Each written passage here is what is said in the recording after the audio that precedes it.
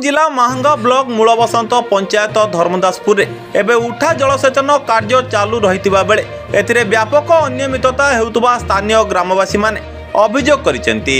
आज उठा जलसेचन गृह कार्य चालू रही बेले विभागीय जंत्री देखा मिलूना। यह गृह कार्य बाली गोड़ी और सिमेंटर भागमाप ठीक नथिबा पूर्वतन सरपंच अभिनव जेना अभियोग करिसेंती। विशेषकर यही उठा जलसेचन द्वारा चाष जमी को पानी मड़ा जाए किंतु ठिकादार एवं जंत्री मधु चंद्रिका हेतु यह कार्य अनियमितता हेउतबा अभियोग होईची, जहा फल यार स्थायित्व को नहीं बड़ प्रश्नवाची सृष्टि करिची। केउथि पाई एवं का उद्देश्य रविवार दिन कार्य चलुची ता बुझा पड़ुना। तेणु यार एक उच्च स्तरीय तदंत करा जाय सठिक भावे कार्य करने को दाबी होईची।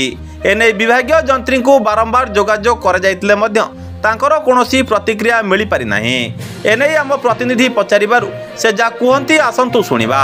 कटकरू रमेश को रिपोर्ट, सूर्यस्त न्यूज। मो ना अभिनव कुमार जेना एक सरपंच मूलबसंत ग्राम पंचायत।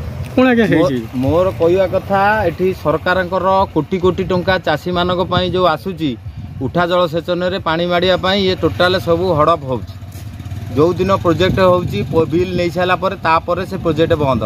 एठी देखंतु सागर गोटे सिमेंट तार किसी भैल्यू ना से काम होउची। सरकारी लोक कई ना देखाशुना करने से जेई के आम कम्प्लेन देलु। जेई कहले मु रही काम हम किंतु जेई फे कई ना रविवार आज काम छात पड़ुची। सब काम तांकर कंट्राक्टर निज मन इच्छा करुँच देखाशुना कर कई ना। कौन चाहूँ आम चाहूँ आर तदंत हो। आम मूलबसंत पंचायत रे वर्तमान ए वर्ष 8टा एभली प्रोजेक्ट होउची। गोटे प्रोजेक्टर कॉस्ट 10 रु 15 लाख किंतु चाषी को काम लागुनी।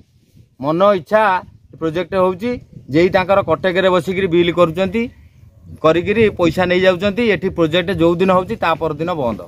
चाषी